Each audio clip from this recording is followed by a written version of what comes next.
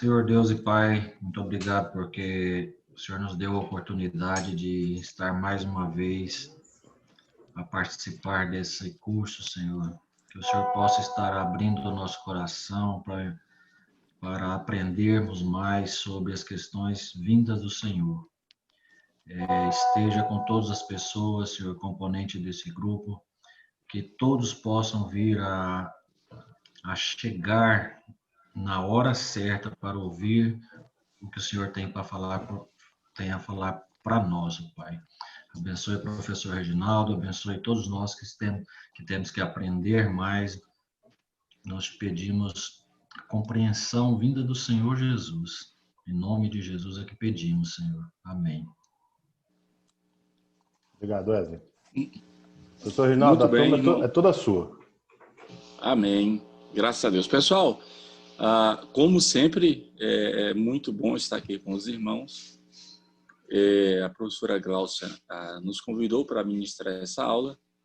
O professor Elidiano, ele é funcionário da Segurança Pública e uma das suas atribuições é segurança particular do governo lá do estado de Tocantins, né? E aí, quando viaja com o governador, no que ele chama de missão, né? Então, no geral, ele não tem tempo para nada durante aqueles dias. E esses dias agora ele está lá em São Paulo, fazendo a segurança, ele e a equipe, né? Não sei se do governador ou da esposa do governador. Parece que quando é da esposa do governador dá mais trabalho, né? Tem que acompanhar a shopping, hospital, aquelas coisas todas. Feira, né? Enfim. A feira tipo assim, Oscar Freire, lá em São Paulo, né? Que é a rua mais chique, mais cara lá de São Paulo. Pessoal, eu gravei uma videoaula dos capítulos 4 e 5. Eu quero daqui a pouco dialogar com vocês sobre esses capítulos 4 e 5. E depois, do intervalo, eu quero discutir com vocês o capítulo 7, né? O capítulo 7 do livro Seitas e Heresias. O 7 é os tipos de seitas, né? Legalistas, sacramentalistas, revelatórias, sacrificiais, místicas, racionais, naturais e ritualistas. Essa disciplina, ela faz parte da apologética, né? A apologética é a defesa da fé cristã. E aí tem que aprender as questões dos pressupostos, entender o que é fé, entender o que é verdade. E essas questões todas são preparatórias, né? A apologética visa preparar-nos para defender a fé cristã. Isso é declarado nas Escrituras por Paulo, por Jesus, por Judas. Judas disse: batalhai pela fé, que uma vez nos foi entregue. Então, é a fé salvadora, é a fé que nos deu salvação. Então, nós temos que lutar por essa fé. Isso é muito importante. E aí, vocês, numa disciplina um pouco anterior, estudaram sobre essa questão de apologética em perspectiva cristã, e agora estão estudando seitas e heresias, que é uma extensão da disciplina apologética. Então, seitas e heresias, o texto por si só, a disciplina por si só, já explica duas coisas importantes. A seita, que é uma parte, ou um grupo, um setor da sã doutrina, e a heresia, que é a base, né, dos ensinos próprios da seita. Então, seita é um movimento, seita é um setor cristão, e a heresia é exatamente os ensinos, né, dessa seita. Então, a heresia decorre da seita. Mas é muito importante, lá no vídeo, e daqui a pouco a gente discute sobre o vídeo, lá no vídeo eu propus vocês identificar o que é uma religião antiga, tipo jainismo, budismo, cristianismo, judaísmo, zoroastrismo, Isso são religiões antigas.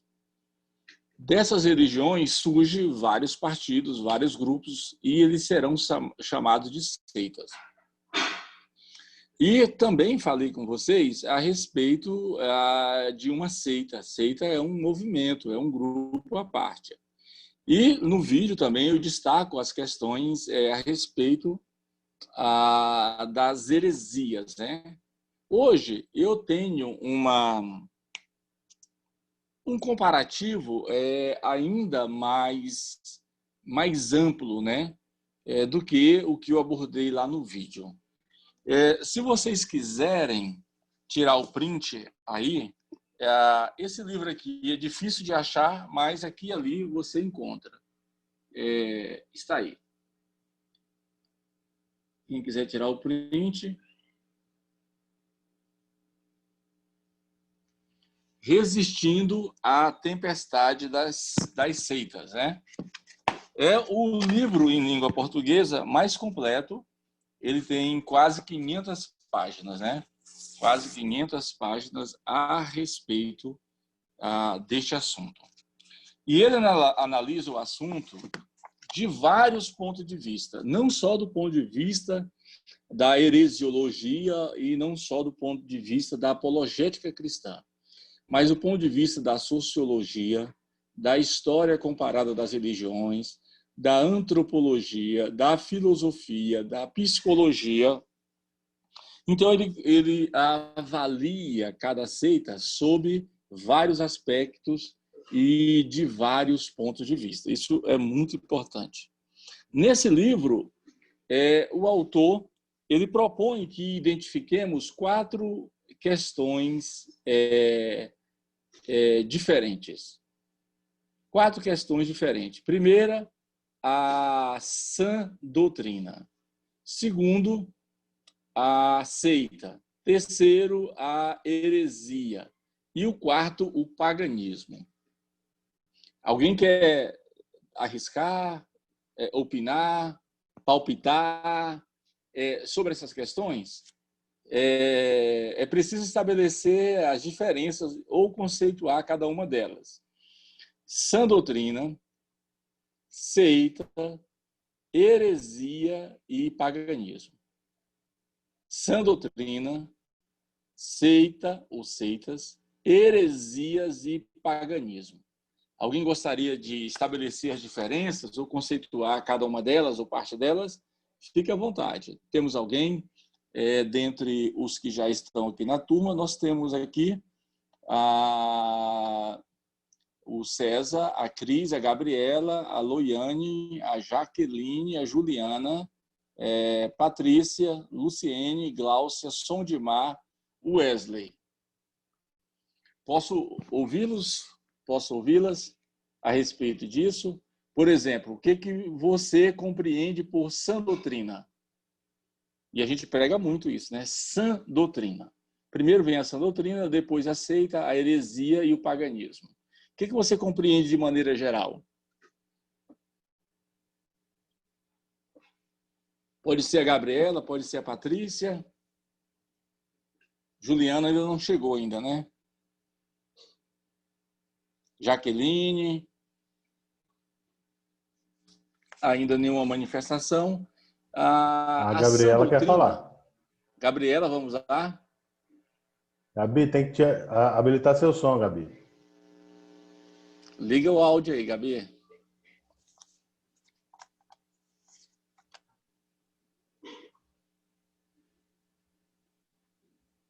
Ela tá falando, mas não tá falando. Abriu agora?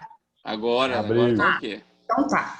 Vamos lá. Eu vou falar na questão de seita que o senhor falou, na questão da seita, como que é a formação da seita.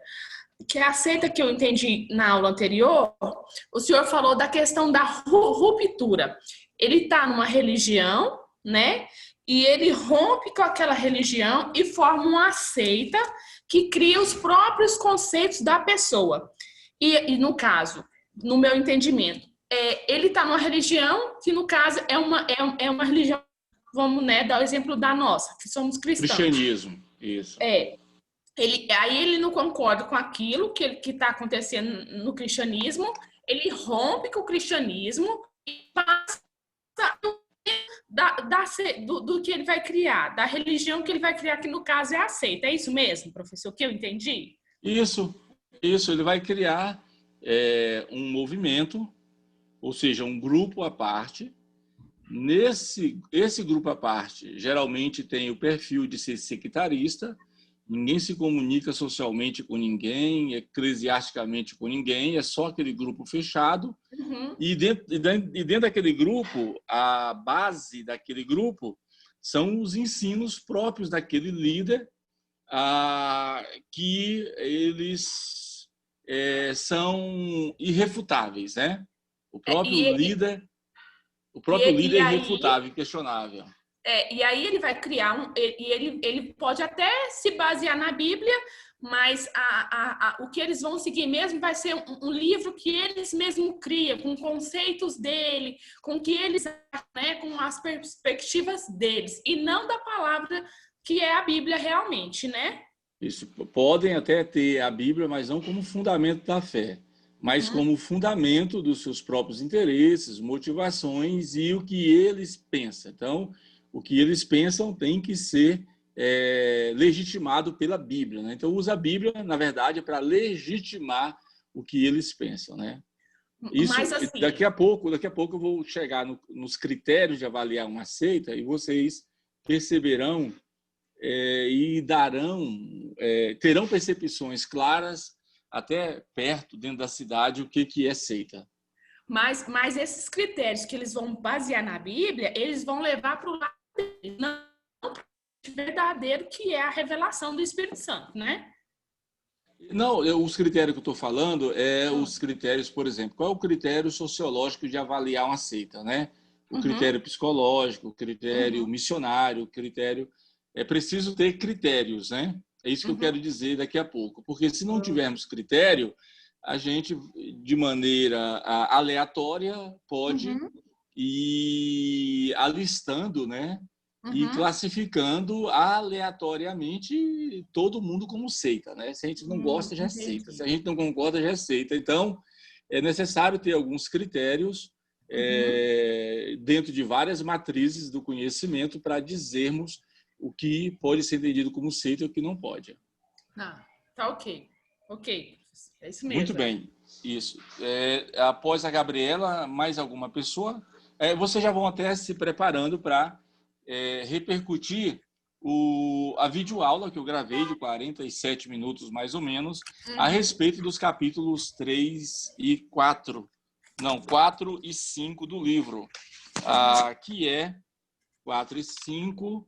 4, o perfil dos líderes. 5, alguns livros adotados. Pessoal, mais alguém gostaria de expor alguma coisa sobre sã doutrina, seita, heresia e paganismo? Vejam bem, o que é, vamos estabelecer aqui, conceituar, estabelecer a diferença. O que é a sã doutrina? O que é a sã doutrina? Sã da ideia de puro, né? De pura. Então, a sã doutrina são todos os ensinos de Jesus e dos apóstolos. Então, a sã doutrina são todos os ensinos de Jesus e dos apóstolos. E a igreja é firmada nos ensinos dos apóstolos, né? Dos apóstolos. Ela é fundamentada no ensino dos apóstolos, porque o ensino dos apóstolos é basicamente o ensino de Jesus. Então, sã doutrina é algo simples de conceituar. É quando nos baseamos em todos os ensinos de Cristo e dos apóstolos. Certo? Fechado quanto a esse ponto, né? Enfim, o que não é sã doutrina? O que não é doutrina pura? O que não é doutrina correta? O que não é doutrina reta? É o quê? É a seita. A seita, ela sempre surge de uma ruptura. De uma ruptura, ela surge de uma divisão. Por exemplo, nesse livro, diz que a seita é parte, ou seja, um setor é da sã doutrina, um setor da sã doutrina. Então, uma parte daquelas pessoas que seguia a sã doutrina rompe com o grupo, rompe com a denominação, e aí elas usarão uma parte da sã doutrina, não o seu todo, não todo o seu corpus doutrinário, usará apenas uma parte, e em cima daquela parte vai construir a sua doutrina. Essa doutrina será chamada de heresias. Então, eu vou citar aqui alguns exemplos nós estamos aqui do ponto heresia, de heresias que usam parte da sã doutrina. E isto é o que confunde as pessoas. Porque as seitas, elas têm matrizes cristãs, elas seguem uma parte da sã doutrina cristã, então, logo seus líderes e parte do ensino deles até parecem, com a sã doutrina, até parece com o verdadeiro cristianismo. Alguns exemplos. Nós temos aqui como seitas. Aí eu não quero com isso ofender amigos, parentes, famílias e nem inimigos de ninguém. Por exemplo, nós temos os adventistas do sétimo dia. Os adventistas do sétimo dia, alguns os classificam como uma igreja menos pura, outros os classificam como por quê? Porque é um movimento sectário, é um movimento que não se mistura. Existe, por exemplo, os adventistas do sétimo dia, existe os adventistas do sétimo dia, do movimento da reforma, que se consideram os verdadeiros adventistas. Até entre eles há sectarismo, até entre eles há movimentos. E aí eles têm alguns ensinos que parecem serem cristãos, mas esses ensinos facilmente podem ser classificados como heresia. Por exemplo, para eles, o arcanjo Miguel e Jesus é a mesma pessoa. Para eles, Ellen White é uma voz ativa da profecia, ela é uma representação do Espírito Santo. Dentre essa e outras questões. Outra seita, nós temos os Testemunhas de Jeová, um exemplo de seita, de maneira bem clara, e eu acho que não há nem controvérsia alguém que negue que eles não sejam seitas. Por exemplo, Jesus, para eles, não é o Salvador, é apenas o Filho de Deus, que em algum momento foi criado. Esse Jesus, para eles, não morreu em uma cruz, morreu pendurado em uma estaca. Em outras palavras, dentre essas e tantas, é uma seita. Muito bem. Então, a seita, ela tem o seu ensino. O seu ensino. E a base da heresia são os seus ensinos próprios. A sã doutrina, ou seja, a doutrina dos apóstolos, a doutrina de Cristo é secundária, geralmente é secundária e é interpretada segundo a visão do autor. Alguns exemplos de heresias, ou seja, de ensinos heréticos, de ensinos heterodoxo. Heterodoxo é quando é parecido com a ortodoxia, é parecido com a sã doutrina. A Igreja Católica Apostólica Romana, as Testemunhas de Jeová, a ciência cristã, dentre outras que o livro vai destacar.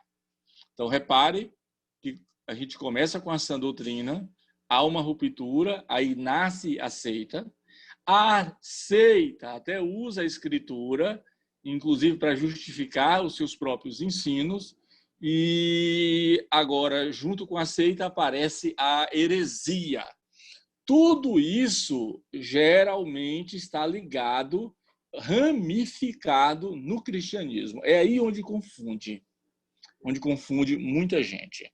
Agora, distante da sã doutrina, até mesmo distante da seita e da heresia, está o paganismo.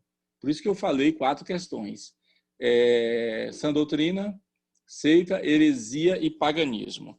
Eu vou dar um exemplo de paganismo, onde literalmente temos o budismo original, né, que é o budismo de Siddhartha Gautama, que é o budismo indiano, o próprio hinduísmo, tanto no budismo quanto no hinduísmo, nós temos ali a doutrina da reencarnação, né, a doutrina da reencarnação. A doutrina da reencarnação no seu ápice, lá no budismo, lá no hinduísmo, alcança com o nirvana. O budismo, ele é muito bem representado de maneira filosófica, na minha opinião, como uma espécie de um budismo virtual na trilogia do filme Matrix. Aquela trilogia do filme Matrix apresenta aí uma filosofia de um budismo espiritual. Além disso, nós temos também, além dessas seitas do paganismo, nós temos, por exemplo, o espiritismo. O espiritismo usa a Bíblia, não usa? Usa, mas usa o Evangelho segundo Kardec, usa segundo o espiritismo, usa o Gênesis, ou seja, a Bíblia está lá, mas eles não estão na Bíblia. A maçonaria, as religiões africanas, Nova Era, enfim, são tantas que são consideradas como religiões pagãs. Eu citei aqui maçonaria, e isso gera, às vezes, um desconforto em alguns espaços evangélicos, alguns espaços cristãos, em igrejas evangélicas, falar de maçonaria, tipo assim, igreja presbiteriana, igreja batista, em algumas igrejas Assembleia de Deus elitizadas, falar de maçonaria gera desconforto, porque geralmente você tem 1, 2, 3, meia dúzia de líderes dessas igrejas que são maçons, né? Que são maçons. Inclusive, a ruptura da igreja presbiteriana na década de 60, 50 para 60, um dos motivos dessa ruptura foi um grande número de pastores que era maçom. As igrejas batistas também sempre conservaram sempre tiveram muitos pastores que eram maçom. Inclusive, não sei se vocês conhecem a história da igreja batista aqui, essa rua principal da Vila Nova, qual é o nome? Quinta Avenida, né? A principal? Essa que desce lá embaixo, Quinta Avenida, né? Aquela igreja batista ali, quase em frente o restaurante lá, JR Júnior, alguma coisa assim. O pastor de lá era muito maçom, mas muito, muito maçom mesmo, ao ponto dele construir o púlpito da igreja, e tudo no púlpito indicava símbolos da maçonaria. Até que as pessoas foram conhecendo o que era maçonaria, e aí tiraram o pastor, e parece que houve, como diz na linguagem pentecostal, no evangelicalismo pentecostal, um reboliço lá, e talvez até mudaram o púlpito, eu não sei. Então, às vezes causa desconforto, né? Falar sobre maçom. Agora, deixa verificar aqui se nós temos mais pessoas. Tinha 8 pessoas, agora tem 15 pessoas. Eu poderia falar o nome aqui de todos, um por um, mas eu preciso ouvir, se não todos, a maioria, me dê o seu parecer, o seu ponto de vista, a sua crítica, a sua análise da videoaula que a professora Glaucia mandou para vocês, que eu gravei. Quem seria o primeiro ou a primeira a dar esse ponto de vista, esse parecer? Pode ser, por exemplo, o César, pode ser a Patrícia, quem pode ser? A professora Glaucia disse que pode falar o nome direto, o Moacir, a Cris, a Gabriela, a Lorena. Estou com o microfone aberto aqui. Vamos lá, Moacir, por gentileza. O que sua percepção sobre a aula? Eu não consegui ouvir o vídeo todo, porque teve uma queda de energia aqui hoje na parte da tarde, e eu estou lá com os equipamentos aqui com a bateria não carregada direito, e eu não consegui trabalhar hoje à tarde. E só agora que eles repararam o estrago aí na rede, que tinha arrebentado um fio. E ontem eu não tive prazo para olhar, porque foi mandado ontem foi colocado, acho que foi ontem esse vídeo. Então, pelo pouco que eu assisti, ficou complicado eu fazer uma colocação aqui a respeito daquilo que você estava falando, entendeu? Eu acho que eu vi só uns 15 minutos e aí a bateria do computador estava acabando, eu peguei e desliguei e não consegui ver o restante. Um terço do vídeo, daí eu para aproveitar alguma mas coisa, amanhã, né?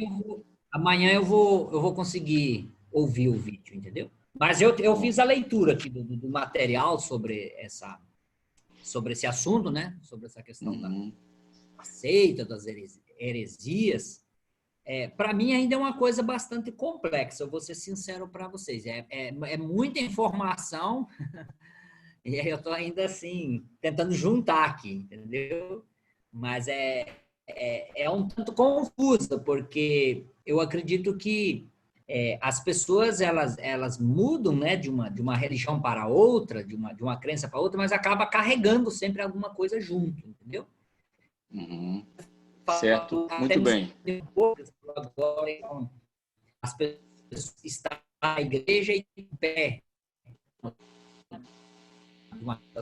Certinho. O áudio do Moacir, do pastor Moacir, está falhando? Vamos, enquanto o áudio do pastor Moacir retorna, normaliza.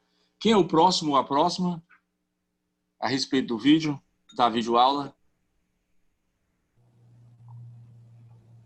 Por favor, César.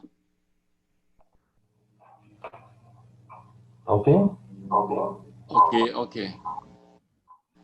Eu assisti metade, porque eu não consegui assistir tudo ainda, mas a parte que eu assisti, pelo menos a personalidade do líder, a gente vai assistindo, vai lembrando de alguns líderes, tá? E realmente é marcante, né? A personalidade do líder. E outra coisa que me marcou foi quando eu estava lendo o livro, falando sobre as profecias dos Adventistas do sétimo dia. Aí eu me lembrei de realmente um movimento apostólico evangélico no Brasil. A maioria dos líderes apostólicos afirmaram também que um monte de profecias que não se cumpriram, mas, no entanto, estão firmes aí. As igrejas, a gente não pode nem falar que nada, porque são igrejas que estão dando fruto, né? Mas as profecias não se cumpriram. E aí? Como é que fica? Essa é uma dúvida que eu tenho. Isso. O irmão César tem boa essa percepção, porque uma das características dos líderes de seitas, né, é o falso profetismo, né? É comum, e a gente pode até catalogar que muitos deles, né, profetizaram de maneira falsa, marcaram eventos, datas, né, como alguns adventistas, e nada disso se cumpriu. Por exemplo, eu quero falar rapidinho, dar um exemplo, César, de uma igreja, de uma seita cristã chamado Igreja Apostólica. Tem bem aqui pertinho da minha casa, aqui na Goiás, logo no começo da Goiás, quase esquina com a Independência. Igreja Apostólica, aí lá tem um subtítulo, mantém o programa A Hora do Milagre. Essa igreja, ela tem algumas particularidades. Por exemplo, o Espírito Santo, para eles, não é a terceira pessoa da Trindade, mas o Espírito Santo é uma senhora chamada Vó Rosa. Essa Vó Rosa, ela foi tida como profeta e, para eles, até hoje, é um espírito de profecia. Inclusive, ela faleceu já há muitos anos, mas esse espírito de profecia que ela tinha foi transmitido para o seu sobrinho, que é chamado de Irmão Aldo. Então, o Irmão Aldo, ele é o representante espiritual da Vó Rosa, ele representa a terceira pessoa da Trindade. Essa igreja tem um comportamento bem sectarista, ao ponto de dizer que ninguém fora do eixo, do contexto dela, de quem não congrega lá, jamais terá salvação. Ela também tem uns problemas sociocultural bem sério, por exemplo, eles compreendem que pessoas que tenham qualquer tipo de deficiência física não pode ser batizado, né? Não pode ser batizado, tanto que aspecto também social discriminatório. Dentre esses tantos líderes, talvez Ellen White e alguns dos seus sucessores sejam os mais conhecidos por profetizarem, e os eventos e as datas dessas suas falsas profecias certamente nunca se cumpriram e nunca vão se cumprir. Então, isso é próprio, é natural dos falsos mestres, né? Não é difícil identificá-los, porque eles profetizam mentiras, eles proferem mentiras, né? Com isso, ele se associa ao espírito da mentira, se associa a Satanás, né? Nessa direção. Olha, a professora Gláucia está aqui junto com o irmão César. Gostaria, professora Gláucia, de apresentar suas percepções também? Bom, eu achei que a sua explanação lá no vídeo ela foi bastante didática, né? E a minha percepção foi a seguinte: é como se eu estivesse visualizando um círculo, né? É um macro, uma visão macro, que seria a questão das religiões, todo dentro de um contexto histórico, institucionalizado, né? Depois, na sequência, um círculo no meio, viriam as seitas, que seriam essas rupturas, e, por último, as heresias.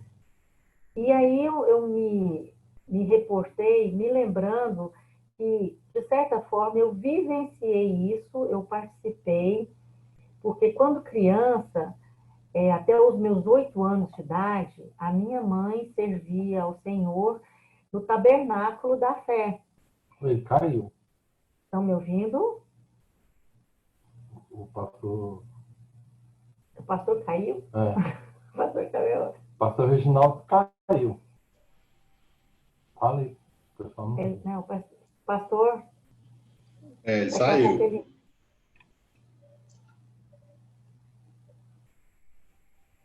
Mas pode falar, Glaucia. Então, gente, aí era o seguinte, eu era menina desde 1 ano até os 8 anos de idade.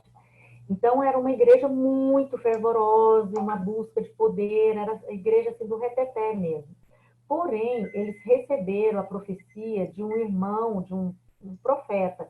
Daí eles começaram a seguir a visão desse profeta, o irmão Brahma. Então, com isso... nome Brahma. Eles já desvencilharam, né, da própria Bíblia.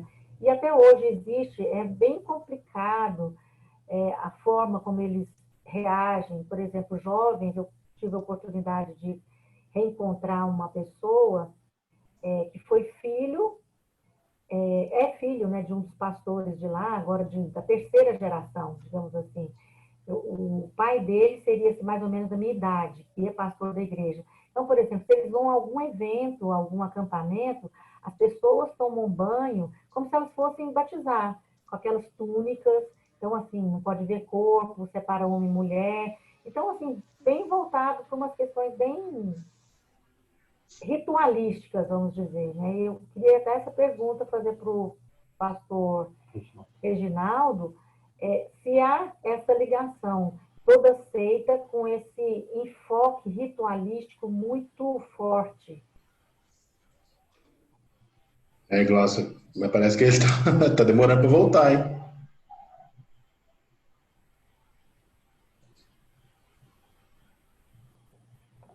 Ele não respondeu o que eu perguntei, né?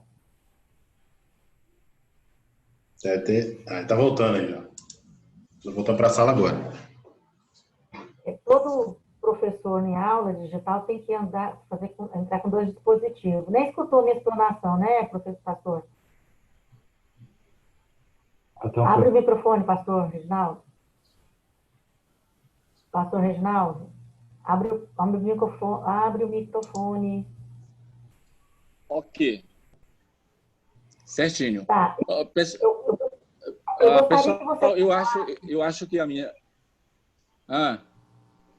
E a questão das seitas, a questão dos rituais são mais acentuados. A importância dos ritos para as seitas são mais valorizados. Isso, vamos aqui. No cristianismo, o cristianismo, enquanto religião cristã, em comparação com outras religiões, ele é praticamente desprovido de ritos, né? De ritos. Há somente um rito de ingresso, né? Um rito de entrada, que é o batismo em águas, e o rito de memória, que é a ceia. Então, oficialmente, o cristianismo conserva só esses dois ritos, né? Agora, a seita, quando ela rompe com algum braço, com alguma raiz do próprio cristianismo, ou ela muda esses ritos, ou ela altera esses ritos, acrescentando alguma coisa. Por exemplo, o batismo em águas é para todas as pessoas. Quem crê e foi batizado será salvo. A Igreja Apostólica da Vó Rosa não batiza pessoas, por exemplo, pessoas que tenham algum tipo de deficiência. Então, as seitas ou adicionam ou subtraem alguma coisa dos ritos, né? Por exemplo, no rito da ceia, tem algumas igrejas ou seitas que entendem que a ceia não é só para o corpo de Cristo, mas qualquer pessoa, até um visitante casual, ele passando na igreja no dia da ceia, ele pode ceiar.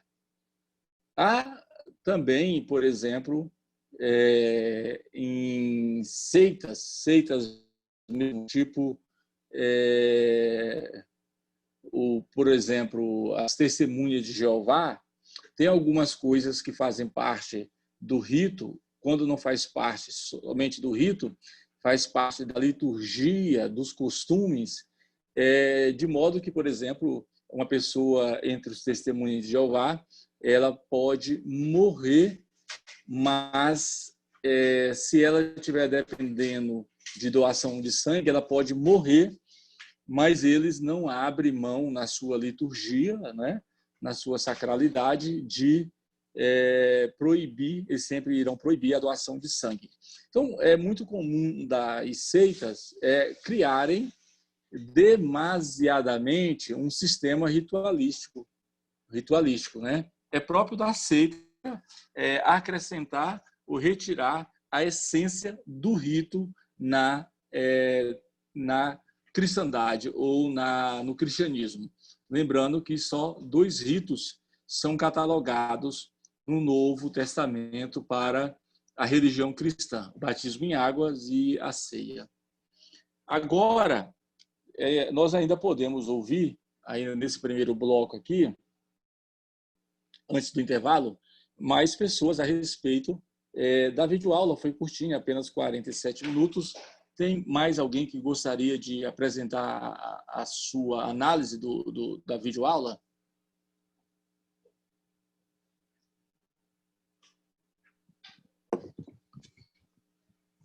Tem mais alguém?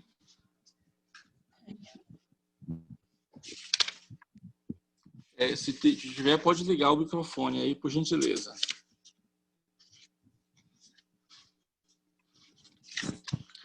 Eu tinha falado, parece que não há... Pastor Reginaldo? Sim? Eu só queria tirar uma dúvida. O que o senhor me fala da Igreja Deus e Amor? Olha, a Igreja Deus e Amor, ela não é considerada... Ela é considerada uma igreja cristã, não é? Em primeira análise, é considerada uma igreja cristã de uma perspectiva muito moralista, né? Muito moralista, principalmente para a ala das mulheres, geralmente é assim mesmo, né? Infelizmente. E alguém aqui e ali que já quis conceituá-los sem base em nenhum critério bem definido e dizendo que eles são seita.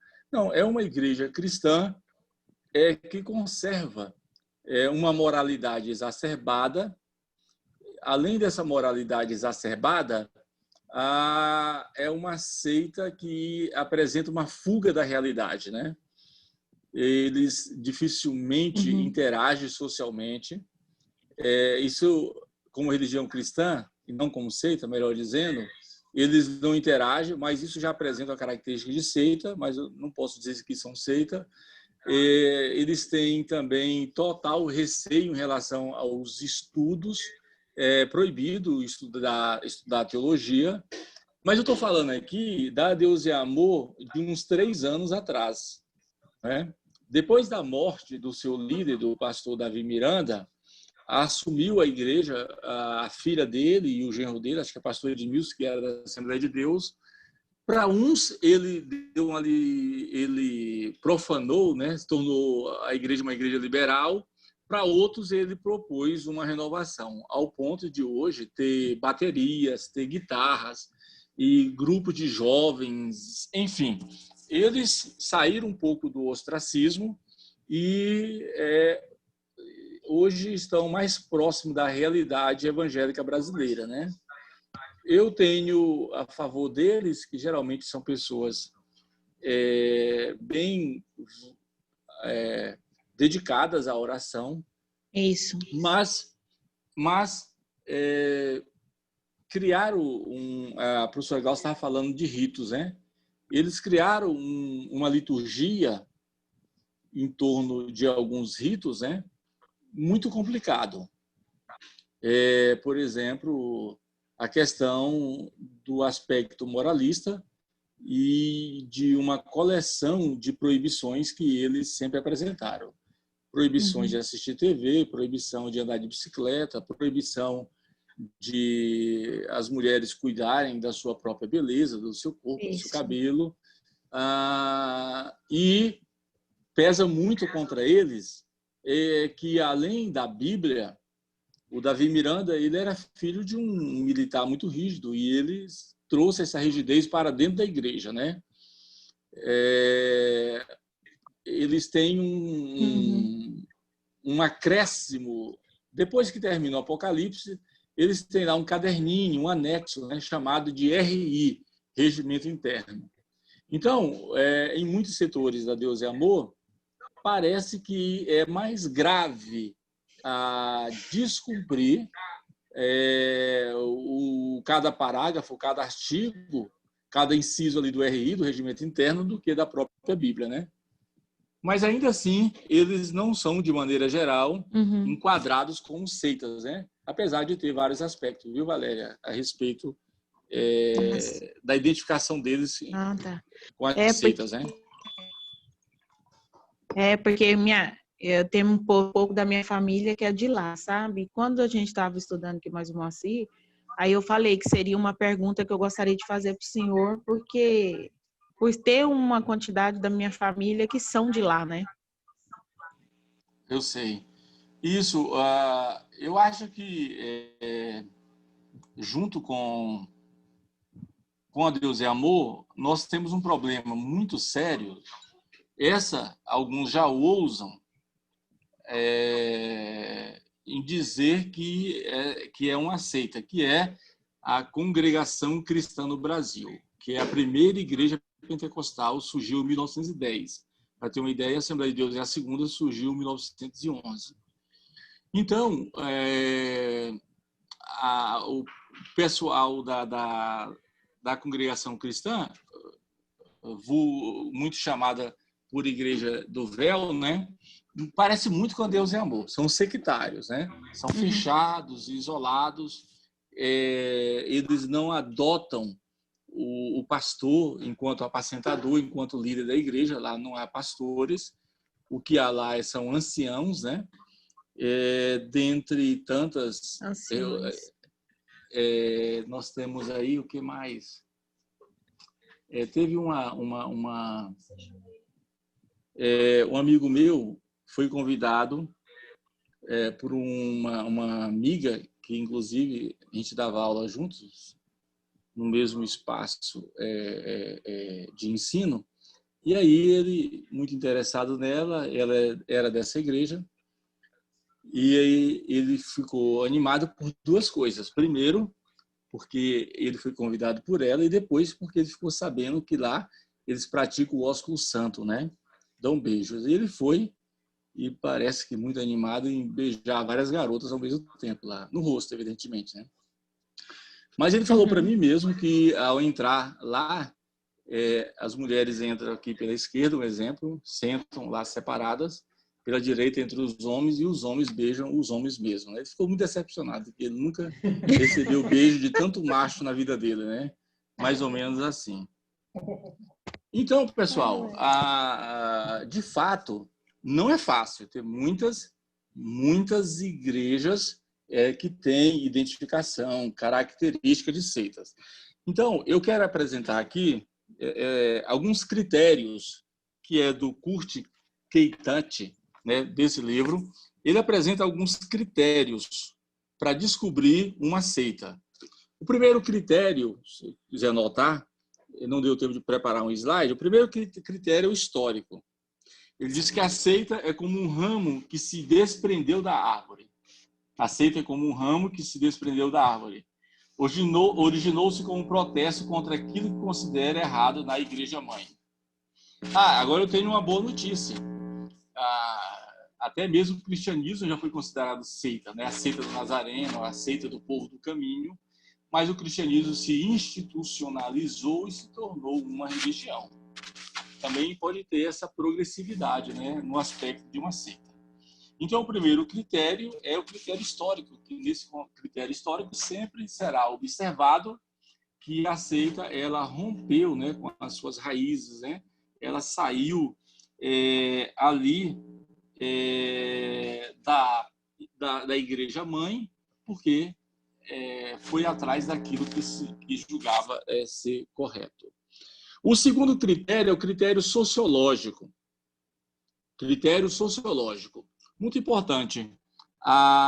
Enquanto a igreja está aberta a todos, sem distinção, a seita destina-se a um grupo selecionado de pessoas, conformadas com o mundo, comprometidas com a santidade, impondo uma conduta muito exigente. Nesse aspecto aqui, ou seja, a seita destina a um grupo selecionado de pessoas inconformadas com o mundo, comprometidas com a santidade, impondo uma conduta muito exigente. Nesse ponto aqui, muita gente considera a Deus e Amor, viu, irmã Valéria, como seita, né? Então, critério sociológico. A seita dispensa hierarquia, tradição. A seita apresenta sempre, ela tem sempre uma comunidade de leigos, né? Geralmente, nas seitas, não é permitido que as pessoas estudem.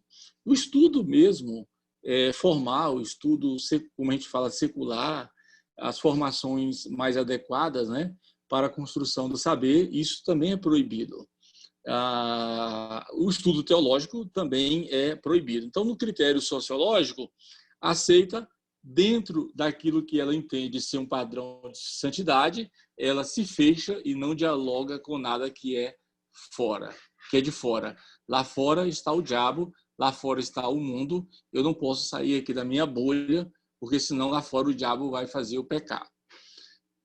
Terceiro critério, o critério psicológico, para identificar uma seita. Critério psicológico. Interessante, né? As ideias sectárias atingem mais as personalidades sugestionáveis, instáveis, sem fundamento doutrinários e sem sentido. Por outro lado, as seitas visam atingir as pessoas psicológicas imediatas e eternas, sendo comunidades acolhedoras, enfatizando as experiências espirituais.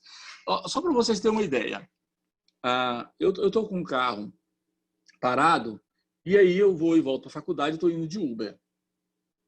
Agora há pouco eu peguei um Uber e o rapaz perguntou se eu era evangélico, se eu dava aula de teologia, eu disse que sim, falei que sim. Aí eu perguntei para ele, você é evangélico? Não, eu não sou evangélico, eu sou cristão. Ok. Aí eu digo, qual é a sua igreja? Não, minha igreja é minha casa. Como assim? Né? Ele disse, eu sou do chamado Sem Igreja. Então você é seguidor do Caio Fábio. Não, eu odeio o Caio Fábio. Aí começou a falar. Não, eu não sigo o Caio Fábio, sou sem igreja, mas eu sou salvo, creio em Jesus, eu congrego na minha casa. É claro, quase para não ofendê-lo, eu não disse-lhe que não há verdadeira vida cristã fora do corpo de Cristo. O que é o corpo de Cristo? A igreja. Mas eu não quis ofendê-lo. Aí ele disse, para mim o que importa é Cristo, a salvação que ele me deu e o Novo Testamento. Eu digo, não, mas aí você não está seguindo toda a Escritura. Não, o Antigo Testamento é muito judaico. Eu digo, não é muito judaico. Ele é judaico porque ele foi escrito para os judeus, pelos judeus, mas nele está um fio condutor que aponta para Cristo, ou seja, que aponta para a salvação. Ou seja, eu parei de discutir porque eu vi que o movimento sem igreja perdeu o norte, não é? Não é característica de uma seita adotar só uma parte da Escritura. Então, isso é um problema psicológico, né? Você se firmar numa palavra, seguir um líder de maneira acrítica, né? E, assim, a seita, ela gosta e lhe é conveniente fazer uma lavagem cerebral e trabalhar de maneira que eles influenciam psicologicamente as pessoas e trabalham também para promover uma não visão crítica, né? uma visão não crítica, e as pessoas psicologicamente passam a ser passivas, se prende na sua bolha e não interage com ninguém. O próximo critério é o critério eclesiástico, né? As seitas denominadas cristãs, em sua maioria, praticam o batismo por imersão, né? E, geralmente, a gente tem nas seitas, além do batismo cristão, que nisso a maioria não rompe, né? Continua batizando, mas elas, nesse critério eclesiástico, é comum as seitas se abrirem ao ecumenismo.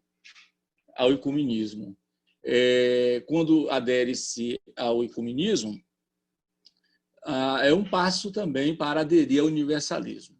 De modo que aí nós temos duas premissas. De um lado, no ecumenismo, tem que dialogar e interagir com todas as religiões, seitas, porque todas apresentam o mesmo caminho. E, de outro lado, todas apresentando o mesmo caminho, tendo o mesmo princípio, que é a unidade, no final, todos ou todas serão salvos. Certo? Então, nós temos dois problemas aí com a seita no critério eclesiástico. Depois tem o critério missionário, não é? As seitas geralmente não buscam os incrédulos, viu? Elas não buscam os incrédulos. O terreno fértil delas, nesse critério missionário, é fazer proselitismo, é visitar aqueles que já são crentes. Lembre de quem?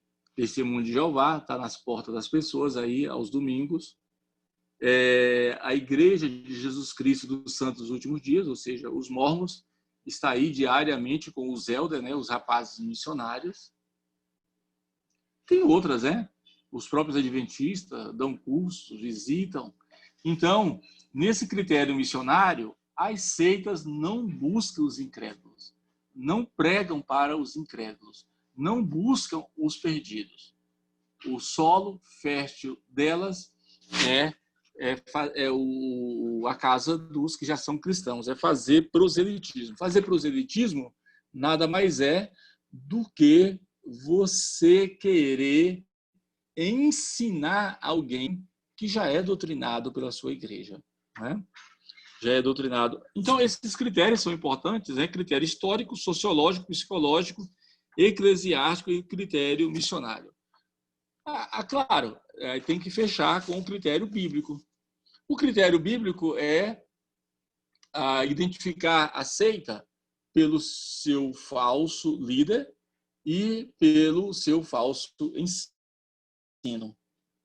Foi assim que fizeram no Antigo Testamento, foi assim que Jesus fez, identificou os falsos mestres, os falsos profetas, seguiu esse mesmo procedimento, e os demais escritores do Novo Testamento seguiram o mesmo procedimento, identificando de um lado os falsos mestres, de outro identificando os seus falsos ensinos, né? Os seus falsos ensinos. Pessoal, até aí nós fizemos alguma repercussão da videoaula, tivemos algumas apresentações e deu para também destacar, estabelecendo a diferença do que é sã doutrina, o que é seita, o que é heresia, o que é paganismo. E também apresentando esses critérios aí, né? Critério histórico, critério sociológico, critério psicológico, critério eclesiástico, critério missionário e critério bíblico para classificar uma seita. Nós temos alguns minutos. Alguém gostaria de destacar alguma coisa desse primeiro bloco, dessa primeira aula, que daqui a pouco a gente vai ter um intervalo, mas temos ainda uns 3 minutos até chegar lá. Tem alguma observação?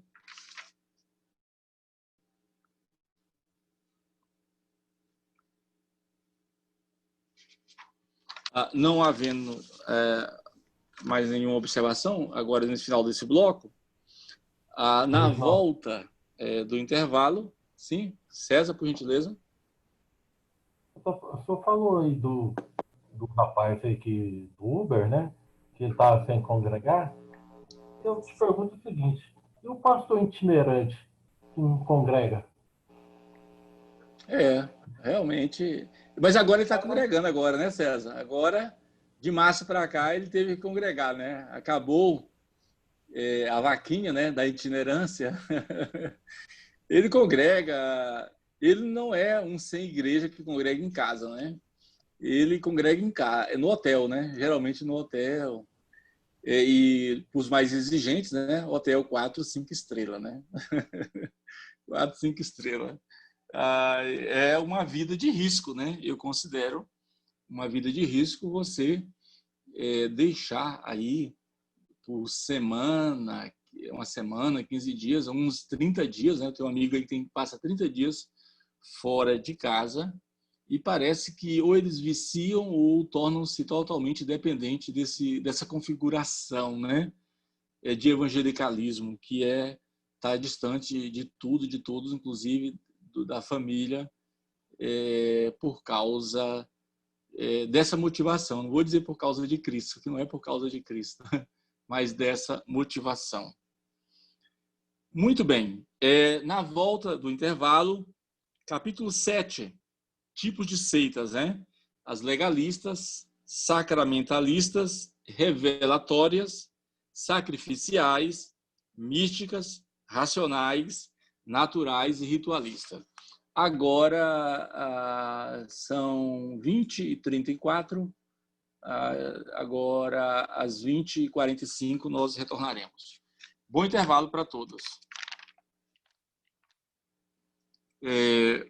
O texto, como já foi adiantado, é o capítulo 7. E esse capítulo 7, ele apresenta os tipos de seitas, né? Vimos aí as principais formas, né, de classificação das seitas, né? E agora os tipos de seitas. Evidente que a mais comum delas é essa primeira aqui, que aparece no texto, que são as legalistas. O autor aqui do texto, ele fala que um dos maiores exemplos de legalista foram os fariseus, que no tempo de Jesus praticavam o jejum e a oração no espírito de justificação própria. É claro que já havia legalismo antes dos fariseus, mas os fariseus ficaram, de fato, marcados negativamente por cultivar esse espírito e essa prática legalista. Mas o legalismo não morreu com os fariseus. Até os próprios discípulos, os apóstolos de Jesus, em maior ou menor grau, tiveram dificuldades de se libertar do legalismo, né? Um dos exemplos disso é Pedro, que, num primeiro momento, o Senhor Jesus o alerta sobre esse espírito legalista, apresentando-lhe, em uma visão, um lençol, e naquele lençol, somava-se aquele lençol vários tipos de animais, quadrúpedes, etc., etc. Ou seja, o que o Senhor queria dizer é que a fé em Cristo nos faz viver a verdadeira vida cristã, e essa verdadeira vida cristã não deve ser legalista, mas deve ser inclusiva.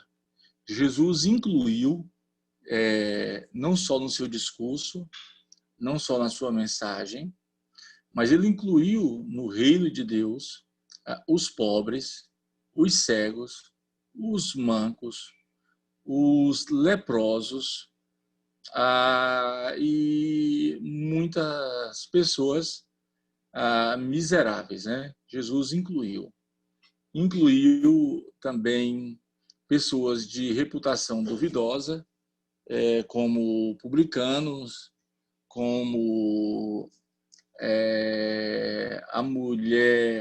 a própria mulher adúltera, enfim. Então, Jesus, ele sempre combateu com veemência qualquer tipo de legalismo.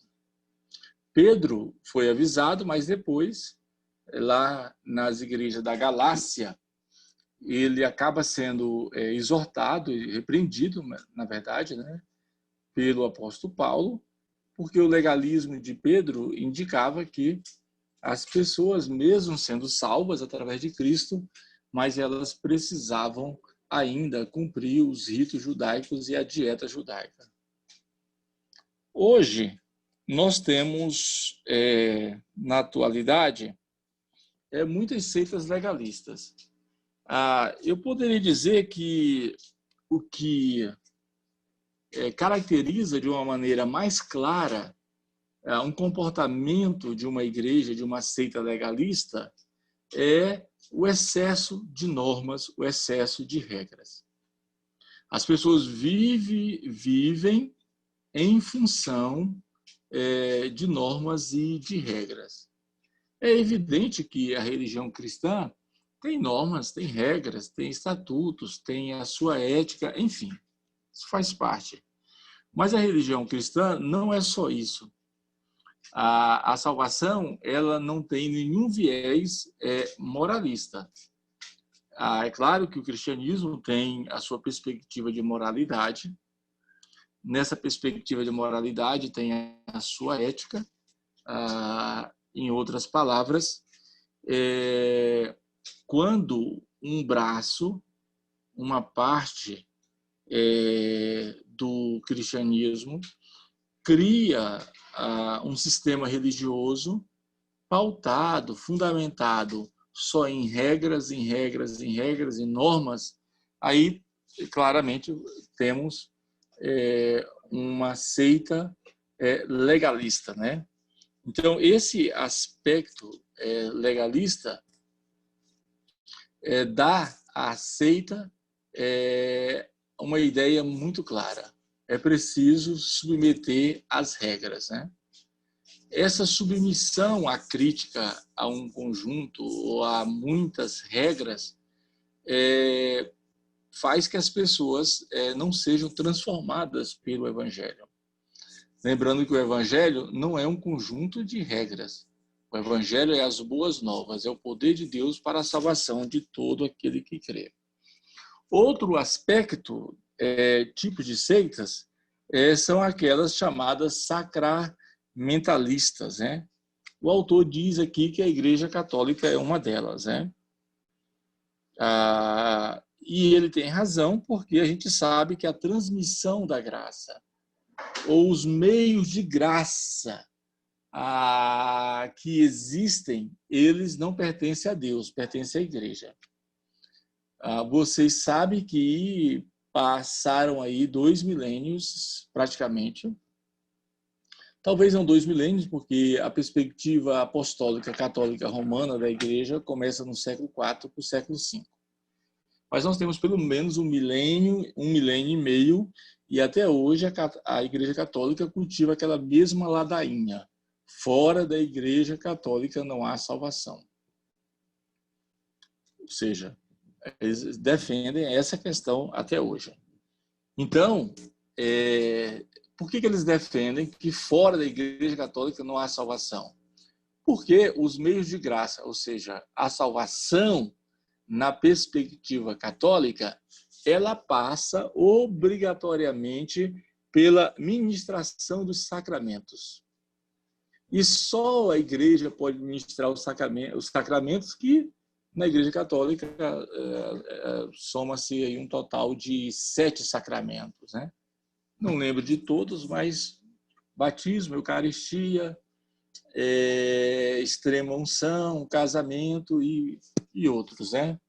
Então, o fiel só terá a sua salvação confirmada através dos sacramentos. Aí onde é que fica a graça? Onde é que fica a fé? Então, nessa perspectiva sacramentalista, a Igreja Católica é detentora da graça. Ela se julga detentora da graça. Porque a graça de Deus, ou seja, a salvação, nessa perspectiva católica, é oferecida através dos sacramentos. E a Igreja detém os sacramentos são dela. Então, repare que é uma maneira de manipular os seus fiéis. O autor, bem no finalzinho aqui, das seitas sacramentalistas, ele diz que os sacramentos constituem-se em vínculo para a promoção do exclusivismo. É exatamente isso. A Igreja Católica se considera exclusivista, né? Só ela tem os meios de salvação. É por isso que ela grita no seu megafone: fora dela não há salvação. Mas você sabe que isso é uma baita de uma mentira. Aqui, no próximo tipo, é a apresentação das seitas revelatórias, né?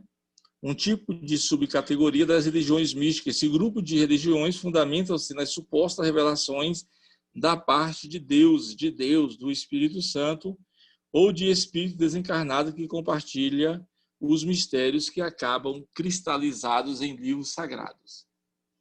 Vocês podem citar exemplos de seitas revelatórias? Eu falei para vocês da Igreja Apostólica, né? Da Santa Avó Rosa. Lá era a Avó Rosa que tinha o dom da revelação, e hoje é o irmão Aldo. A Igreja Adventista acredita que até hoje a Ellen White é um espírito de profecia que fala com a igreja. O que mais que vocês podem lembrar junto comigo? De seitas que têm essa perspectiva. É claro, nós não estamos falando do dom de conhecimento, do dom de ciência, do dom de profecia. Não é isso. Nós estamos falando de seitas revelatórias, e evidentemente que essas revelações elas não estão em sintonia com a verdade. Vocês lembram de algumas que vocês podem citar como exemplo? Seitas revelatórias? Pastor Reginaldo? Sim? A congregação cristã entraria nessa revelatória? Tem um aspecto que nos faz lembrar essa questão lá. Vocês sabem que não há dízimo, né, na congregação cristã.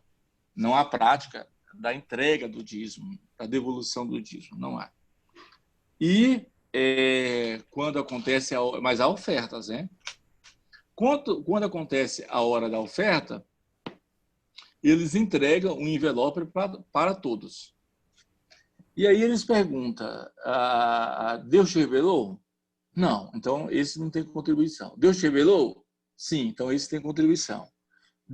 Aí eles vão criando um sistema alternado de revelação.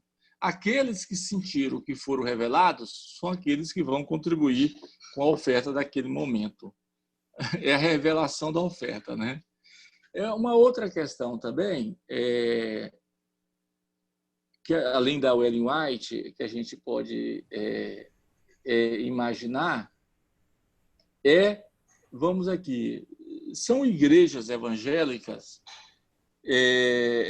que, no geral, eu não quero aqui, de forma nenhuma, falar de maneira preconceituosa, mas são igrejas pequenas, às vezes, que tem ali 30, 50 membros, mas tem uma profetisa ali. E todo mundo que vai naquela igreja faz uma fila, se tem 50 pessoas, tem uma fila lá de 100 pessoas, né? E aquela irmã, a finalidade lá do ministério dela é trazer uma mensagem de Deus. Ela nunca prega, nunca ensina praticamente sobre a Bíblia, mas ela tem sempre uma mensagem profética, e geralmente uma mensagem profética com conteúdo de coisas boas, né? De bênçãos, de emprego, de promoção, de novo marido, de nova esposa, essas coisas aí, né? Isso é muito contraditório, porque a gente sabe que há muita manipulação nisso, e outros fazem isso nos montes, né? Criam até igrejas nos montes com a única finalidade não de socorrer espiritualmente as pessoas, mas de trazer supostas revelações. Acontece muito também. E as pessoas, é claro que uma igreja baseada só em revelação, ela está fadada ao fracasso, isso é fato. E as pessoas, elas vão se tornando viciadas, em revelações, elas não param mais para ouvir o seu pastor, a sua pastora, o diácono, o presbítero, o professor de teologia, ela não quer papo com esse pessoal.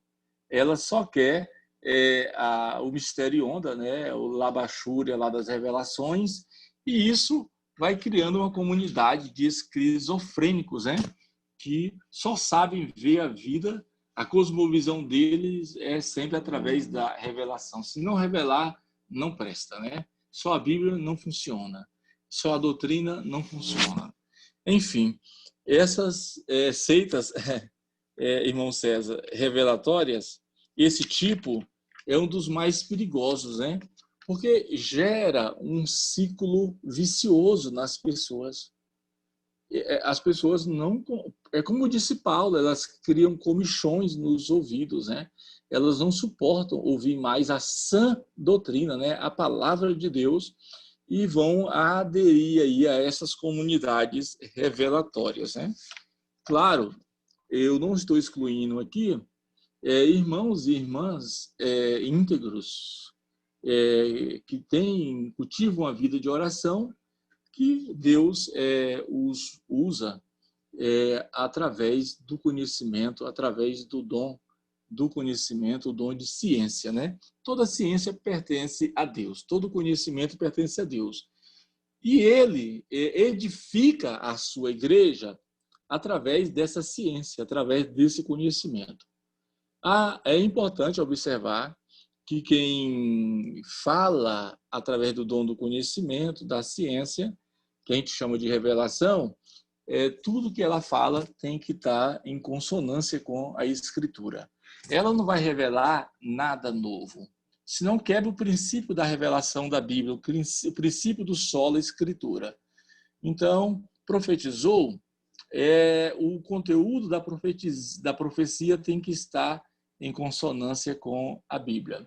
Revelou, tem que estar segundo as diretrizes da Bíblia. Não pode ser nada novo, nada inédito, nada de especulação. Pelo contrário, apenas a confirmação da vontade de Deus. A próxima, aí na próxima página, que aqui no meu livro é 54, os tipos sacrificiais, né? É claro que o cristianismo é conhecido como uma religião sacrificial, né? O cristianismo tem o aspecto da fé, tem o dom da fé e a própria salvação. calcados no sacrifício de Cristo. Mas temos que lembrar que o sacrifício de Cristo é substitutivo, é vicário. Ele se auto-ofereceu, se sacrificou, né, no nosso lugar. Aí o autor, ele apresenta essa questão aqui. Mas as seitas sacrificiais não estão importando com o sacrifício de Cristo. É claro que essa ideia de sacrificial também acabou se tornando ferramenta, instrumento de picaretas, né? E quando dizem que as pessoas têm que dar o melhor de si, dar o seu melhor, dar o seu tudo. Essa bandidagem gospel aí leva as pessoas a cometerem sacrifícios que não são exigidos, que não são necessários, totalmente dispensáveis para a fé cristã. Agora, a gente sabe que não somente as seitas, mas é próprio dos movimentos pagãos, das religiões pagãs, um sistema de sacrifício. E essa ideia de sacrificar para ter alguma coisa, para ter a atenção dos deuses, ela é muito antiga. É muito antiga.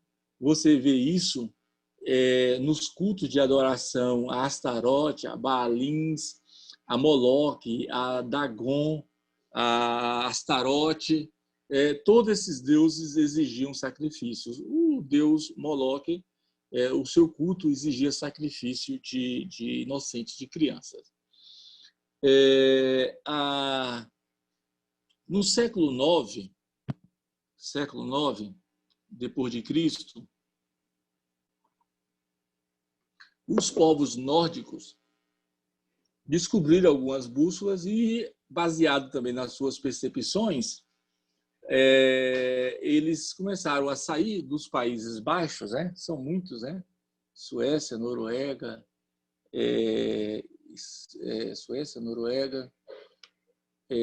Dinamarca, Estônia, Finlândia, por aí.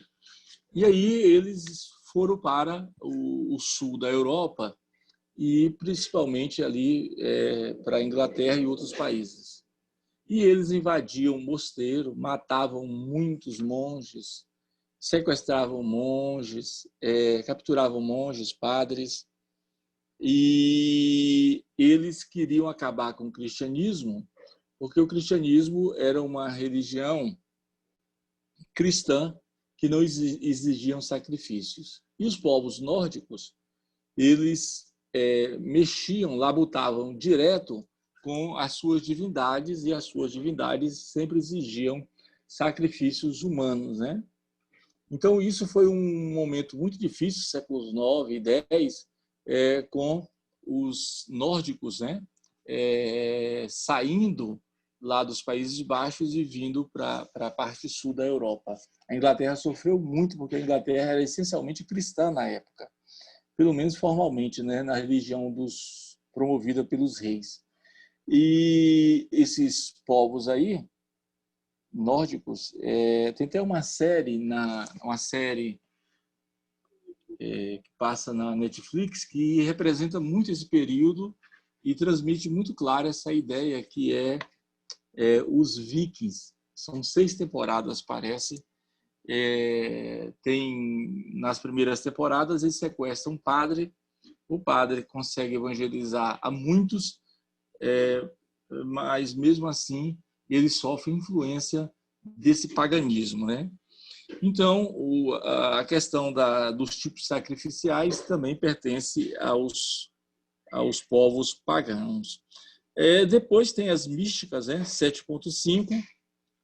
Os tipos místicos ou místicas são também revelatórios, porém seus adeptos acreditam na necessidade de contínuas experiências místicas como meio de informação e crescimento espiritual. Os místicos regem sua fé pela constante e diligência busca da iluminação.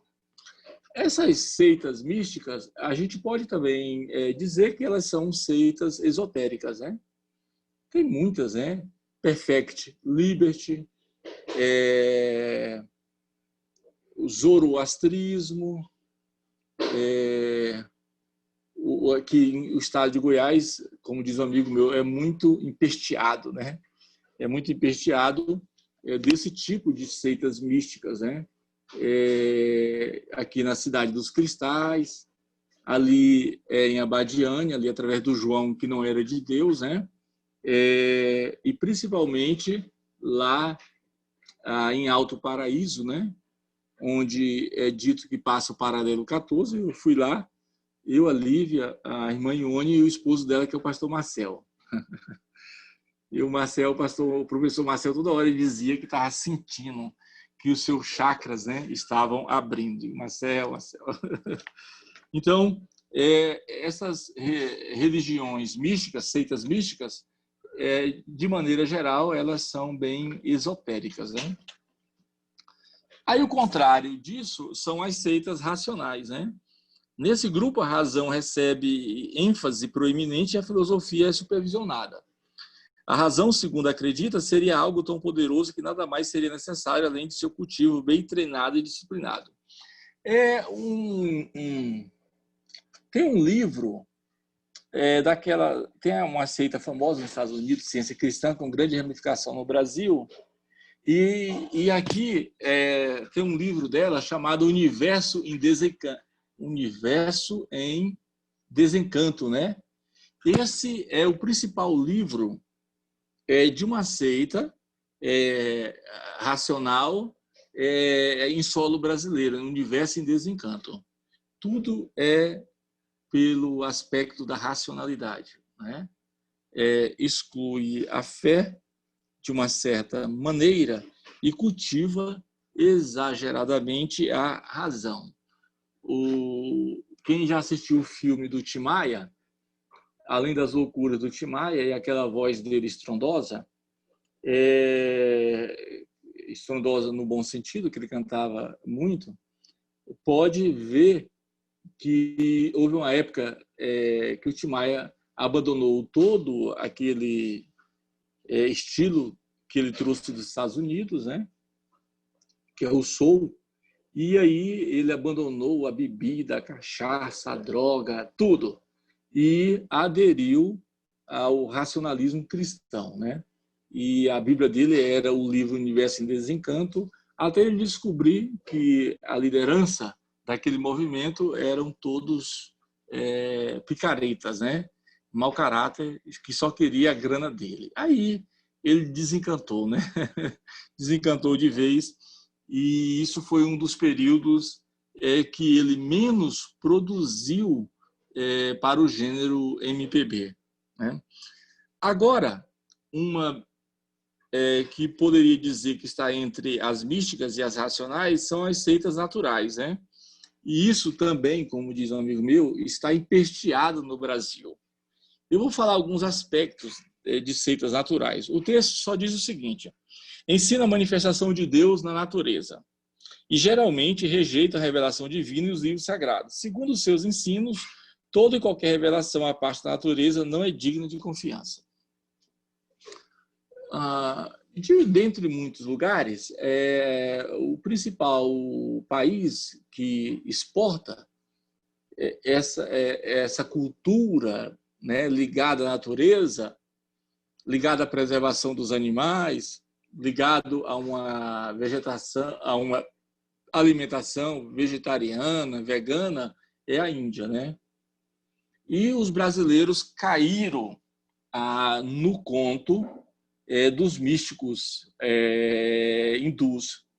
Até a própria educação, aqui e ali você vê muitas citações, né, na educação brasileira, de um místico, de um guru indiano chamado Satya Sai Baba, né? Como ele é citado por educadores no Brasil, né?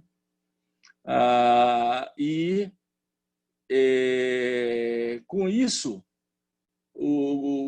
importar aqui para o Brasil importou lá da Índia, melhor dizendo, até a alimentação hindu, além das práticas esotéricas, das práticas místicas e das práticas também ligadas à natureza, que Deus se manifesta na natureza, Soma-se a isso a preservação dos animais. É só lembrar que lá a vaca é um animal sagrado, né? E a dieta de muitos brasileiros, de um lado adotaram o vegetarianismo ou o veganismo, né? Isso é modinha, né? Modinha que vem muito e é aprendido muito em universidade, né? Enfim, eu não estou aqui querendo confrontar quem, por exemplo, é vegano. De forma nenhuma, é um tipo de alimentação, mas eu só informando que isso não surge naturalmente. Isso faz parte de uma cultura e essa cultura não é nossa. A cultura do brasileiro é assim, tá ligado mais à feijoada, ao churrasco, à picanha. A minha filha passou uns 2 anos enchendo a minha paciência. Irmãos, se tiver irmã vegano, nenhum problema aqui, viu? Se você me convidar para almoçar, eu vou lá enfrentar o almoço vegano. A minha filha, pai, eu sou vegana. Primeiro é vegetariana, depois subiu um grau, né? Vegana. E aí, rapaz, eu vi que o vegano não comia nada que eu comia. E toda vez que ela vinha em casa, no final de semana, coincidia que tinha churrasco em casa. Aí eu fritava, quando era vegetariano, comia ovo, depois já não comia mais ovo. Aí macarrão. Ficava difícil fazer almoço para ela. Eu falei, minha filha, você ganha quanto? Tanto. Não dá. Fui no supermercado especializado, o dinheirinho que você ganha, o seu salário, não dá para manter esse padrão de alimentação vegana. Isso aí é para quem tem grana, não é para você, não. Aí, 1 ano e pouco depois, ela largou. Pai, tem uma notícia boa para o senhor. Eu voltei a comer picanha. Eu digo, amém. Né? Tá liberta, em nome de Jesus. Né? Enfim, desculpa a brincadeira, mas o irmão que tem um estilo de alimentação mais próximo daquilo que é saudável, não tem nenhum problema. O brasileiro é muito exagerado, né? Para o lado do churrasco, para o lado do frango com piqui, para o lado da feijoada, né? E por aí vai. A última são as seitas ritualistas, que enfatizam as cerimônias e rituais por acreditar que esses agradariam às divindades. Teve uma pergunta da professora Gláucia sobre essa questão. Aqui continua dizendo que tais ritos teriam o poder de controlar os espíritos, levando-os a atuar para o bem ou para o mal. Essa é o pior tipo de uma seita, a ritualística. Não é?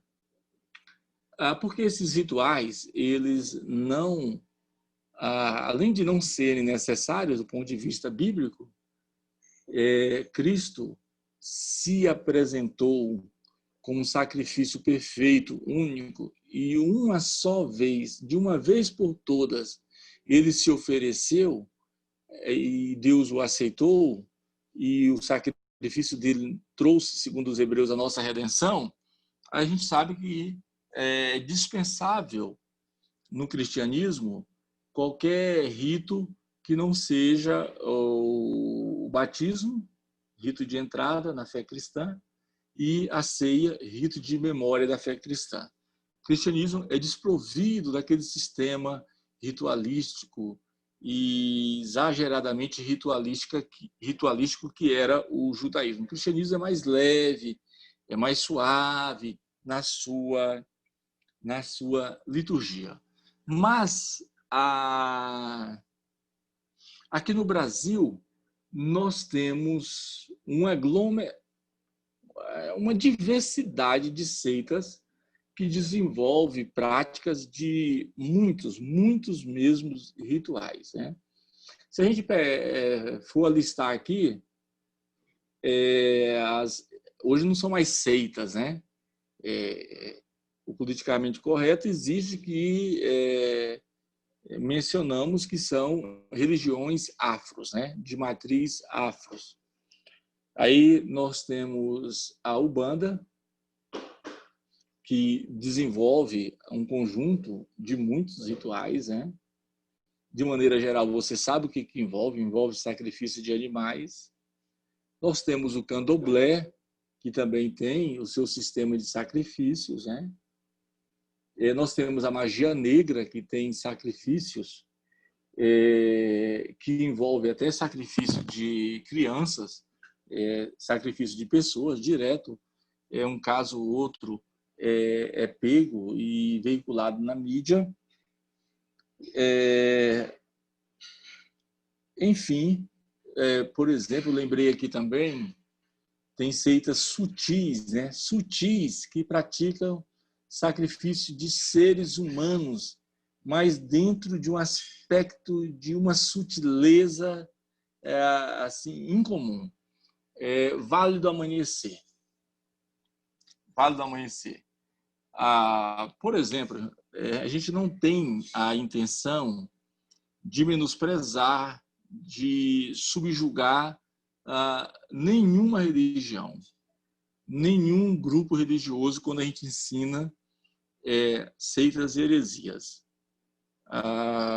Mas, por exemplo, talvez a pessoa que seja o meu grande amigo é um pastor que eu ajudei a discipulá-lo. Hoje é um pastor presidente de um ministério e uma pessoa íntegra, muito sério. Eu tive o prazer de discipulá-lo, então ele tem muito respeito por mim. E eu conheço ele há 30 anos, mas antes de conhecê-lo, eu conheci os irmãos dele, a família dele. Então, por exemplo, eles são 6 irmãos e eu conheci ele há 30 anos.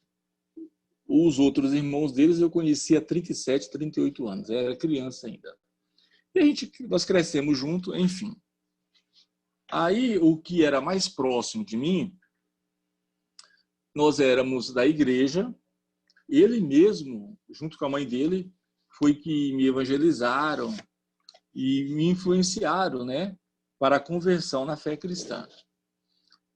E eu lembro que ele cantava na igreja, mas ele deixou a igreja e eu lembro, uma vez ele me convidou, no início da minha fé, para a gente ir no Vale do Amanhecer. E eu fui lá no Vale do Amanhecer e o cara falou um monte de bobagem lá, jogou uma água benta lá na gente e não fez nenhum efeito em mim. Mas ele continuava aí no Vale do Amanhecer. Eu estou falando aqui para a gente ter uma noção, eu estou citando esse exemplo, de uma maneira aconteceu muito próximo de mim, ter a noção do perigo das seitas, né? A tempestade nociva que as seitas representam. E aí ele largou a igreja e ficou no vale. Saía do vale e ia para a igreja, Vale do Amanhecer. E ficava nessa, igreja, vale. Finalmente, só Vale deixou a igreja. Ele deixou a igreja. O tio dele, lá no estado do Pará, era uma das maiores autoridades do Vale. Ainda é. Hoje, 20 e poucos anos depois, ainda é uma das maiores autoridades do Vale do Amanhecer, que tem a sua matriz, né, aqui em Brasília, ali em Planaltina. É quase uma cidade. O Vale do Amanhecer recebeu uma propaganda colossal, gratuita, pela Rede Globo naquela época da novela Mandala, né? A novela Mandala que tinha acontecia um esoterismo exacerbado lá. Esse rapaz, o nome dele é José Neto, é um grande amigo meu, e ele ficou no Vale do Amanhecer e, de repente, ele começou a namorar com uma pessoa que era da liderança do Vale do Amanhecer. Na época, ele tinha uns 25 anos e ela tinha uns 45. Eu sei que, de repente, lá na cidade, por aqueles dias, sumiu uma moça e a moça, a última vez que foi vista com ele, com esse meu amigo na época. A moça era a filha da namorada dele, né? Que tinha 45 anos, a moça tinha 16 anos. Ele tinha uns 24, 25 anos. E a polícia sumiu, depois encontraram o cadáver dela, desconfiaram que foi ele, investigaram, prenderam ele, porque ele tinha matado aquela moça. Vou concluir a história aqui. Aí, ele sabia que a namorada dele, que era uma das líderes do Vale do Amanhecer, tinha dado uma das suas 3 filhas, né, em oferenda lá no Vale do Amanhecer. E essa namorada dele sabia que de uma hora para outra ela perderia uma filha dela, só que ela nunca imaginou que perderia a sua filha nessas condições. Ele tinha tomado alguns comprimidos e junto com drogas, ficou doidão, e ele mesmo, ele falou para mim pessoalmente, quando eu fui visitá-lo na cadeia, ele foi e tirou a vida dela. Isso, ou seja, nós estamos falando de seitas, né? Perigosas, né? Ritualísticas, sabe? Ou seja, ele foi usado como instrumento para tirar a vida dela, sendo que a vida dessa própria moça foi oferecida, né, às divindades lá do amanhecer pela sua própria mãe. Só que isso não foi inédito. Por aquele mesmo, antes dessa época aí, um ou 2 anos antes, o tio dele, que também era do Vale do Amanhecer, ligaram para ele que num acidente lá a filha dele tinha morrido. Ele só disse, não, tranquilo, eu já sabia. E a família lá, por A mais B, soube da própria família, de parte da própria família, que ele também ofereceu a filha dele, né, às entidades lá para crescer dentro do Vale do Amanhecer. Então, é muito sutil, para vocês terem uma ideia, o que acontece nesse mundo tenebroso, oculto e secreto das seitas, né? Então, oferece continuamente sacrifícios, não só na Umbanda, na Quimbanda, no Candomblé, no Vale do Amanhecer, e não só na magia negra, mas existe aí centenas, para não dizer dezenas, de seitas perigosíssimas, né? Que tem o sacrifício de pessoas, né? Como prática normal daquela seita, né? Então, eu nunca esqueci disso. Meu amigo, ele passou 12 anos da vida, 10 ou foi 12 anos da vida dele preso, né? Pagou por esse crime, mas teve a vida para sempre manchada, né? Do outro lado, a namorada dele, a mãe da moça, perdeu a filha, mas ela mesma tinha oferecido a filha às entidades, ou seja, ao diabo. Então, existe aí um mundo oculto, um mundo secreto das seitas que pervertem, que matam, que oferecem animais de um lado, seres humanos do outro, e esse é um mundo muito tenebroso. Então, é por isso que, por várias questões, que é muito importante conhecer as principais seitas, o seu ocultismo, o seu misticismo, o seu ritualismo, para que, firmes na fé, a gente enfrente e resista, né, às investidas do diabo. Daí surge a relevância, né, de estudar uma disciplina como essa, porque o mundo das seitas é muito plural, é multicultural, é muito diversificado. E o solo brasileiro, em termos de religiosidade, tudo que se planta por aqui cresce, floresce e prospera, né? Então é isso, é questão de resistirmos a esse mundo tenebroso, a esse ladas do diabo, né? Quando eu falo nós, é porque a gente tem família, a gente tem parentes e temos que clamar sempre que Jesus proteja os nossos, né? Os nossos.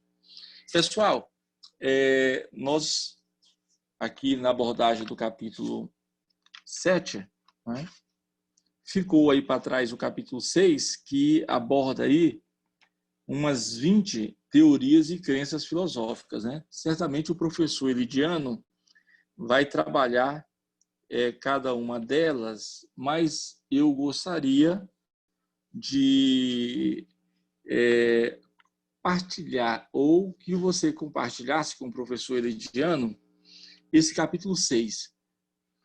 Reparei no capítulo 6, nós temos, a partir da página 41, aqui no meu texto, nós temos o ateísmo, o neopanteísmo, o panteísmo, o teísmo, o deísmo, o gnosticismo, o agnosticismo, o politeísmo, o enoteísmo, o monoteísmo, o dualismo, o maniqueísmo, a monolatria, o niilismo, o materialismo, o espiritualismo, o fisicalismo, o hedonismo, o ceticismo, o solipsismo, o existencialismo, o ecletismo, a astrologia, o ecumenismo, o epicurismo, o esoterismo, o teosofismo e o reginaldismo. São muitas seitas aí, né? Muitas seitas, né? E aí, eu gostaria de aplicar uma atividade para você fazer uma pesquisa, não só a leitura do texto. Como nós temos hoje 15 alunos, eu gostaria de fechar com cada aluno uma pesquisa, e na próxima aula você pode fazer a exposição para o professor Elidiano sobre cada uma delas, né? Capítulo 6. E aí, com isso, o pastor Elidiano verificará qual a sua percepção na sua pesquisa e dará continuidade a partir do capítulo 8, né? Vocês viram aí o tanto de seitas que existem? Eu vou até fazer aqui as anotações e deixar anotado aqui para o professor Lidiano. Só pegar uma caneta aqui rapidinho, antes que a aula termine. Mas, professor, é para a gente pesquisar todas ou escolher uma?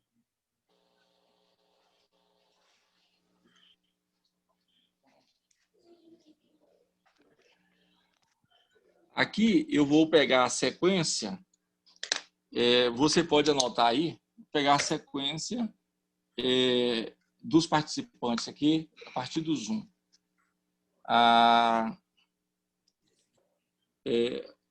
Tem aqui formação anfitrião. Quem é que responde por isso aqui? É a igreja? É o pastor Luiz? Quem é? Sou eu, pastor Guilherme. Guilherme. Então, Guilherme, você fica com o ateísmo e o neopanteísmo, viu, Guilherme? Ok. Certinho. Então, aqui, Guilherme. Lembra que eu não estou aí na lista, mas eu estou do lado. A Valéria também está escondidinha. Aqui as esposas ficam assim, do ladinho dos maridos. Né? Mas aí o casal recebe 4 seitas, viu, o casal, viu? Pastor, ateísmo e qual mais? Neopanteísmo. É na sequência, viu? Aí, aqui o próximo, olha, mudou aqui. Agora tá a Gabriela, né? Gabriela, panteísmo e teísmo, viu, Gabriela? Tá bom. Panteísmo e teísmo. Nós temos agora o César. O César é deísmo e gnosticismo. César, deísmo e gnosticismo. Você faz uma pesquisa breve na própria internet, vai encontrar muita coisa complementar ao texto. César, deísmo e gnosticismo. A Cris, tudo certo aí, né, Cris? A Cris é agnosticismo e panteísmo, a Cris. Depois da Cris, nós temos a Lorena, né? A Lorena fará uma pesquisa sobre enoteísmo. É a Cris. Boa noite, a paz do Senhor. O senhor pode repetir para mim, por favor, agnosticismo e o quê? Cris, né? Agnosticismo e politeísmo. Tá ok, obrigado. Certinho. Depois da Cris, aí nós temos, alterando aqui, a Juliana. Juliana enoteísmo. Certo, né, Juliana? Enoteísmo e monoteísmo, viu? Juliana, enoteísmo e monoteísmo. Tá na sequência aí. Tá. Depois da Cris, a Loiane. Loiane, monismo e dualismo. Monismo e dualismo. Tá bom, professor. E a Lorena, tudo certo, né, Lorena?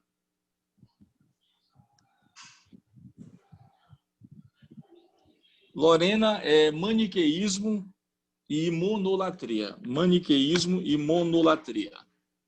Lorena. Agora, o Joaquim. Joaquim, o seu é niilismo e materialismo. Joaquim, niilismo e materialismo.